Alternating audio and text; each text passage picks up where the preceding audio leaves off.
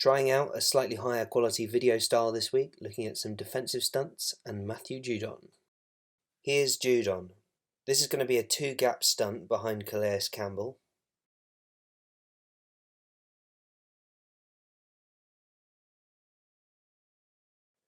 The first thing to notice on this stunt is this little hesitation step, just to sell the fact that he might be dropping before getting upfield. It also allows Calais Campbell to get upfield to create room for him. Watch how Calais creates that space.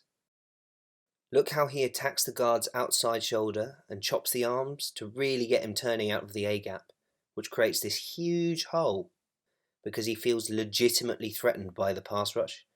He purposefully here takes on the double team, and by the time the guard passes him off to the tackle, Judon's through the gap for the pressure.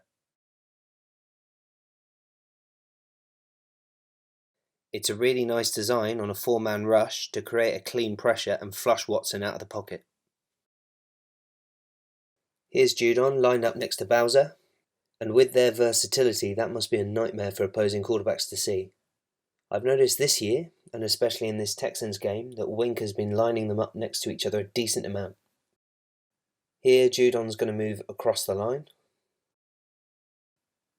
and this is another design stunt for Judon to come free on a 5-man rush. Watch all 3 rushers on the left side of the line slant inside to take their blockers away from that left edge. Notice also how the Ravens rushers, and especially Calais Campbell, create a cluttered space so that the free offensive lineman can't come across. Watch how 74 turns the whole way around and then gets bumped by Calais to give him absolutely no chance to recover.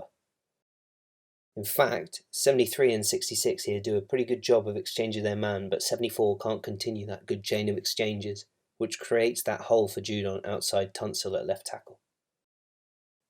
Judon lined up next to Bowser again, and this is why having them aligned next to each other can be so dangerous. This time Bowser drops right into Watson's first read while Judon stunts. 7 guys at the line of scrimmage and all 7 are threats to rush, which makes it so difficult to deal with this defense. Even as the ball is snapped, it's still hard to tell who's coming and who's not. Only these 4 guys are rushing, but even this far post-snap it still looks like it could be more. Watch Derek Wolfe.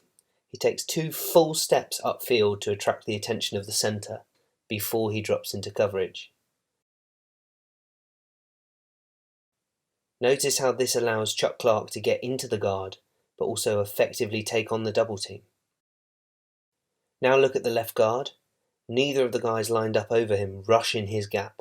One drops and the other runs the stunt, which means he's got no one to block, so the Ravens have created a free rusher without overloading. Note that McPhee's rush is designed to take him outside, and all of these elements create the gap for Judon to rush through and flush Watson and ultimately kill the play. More great design by Wink, well executed by the players. Calais Campbell and Derek Wolfe have added so much value to this team already, and their veteran savvy is especially noticeable on these stunts occupying multiple blockers to free up other Ravens.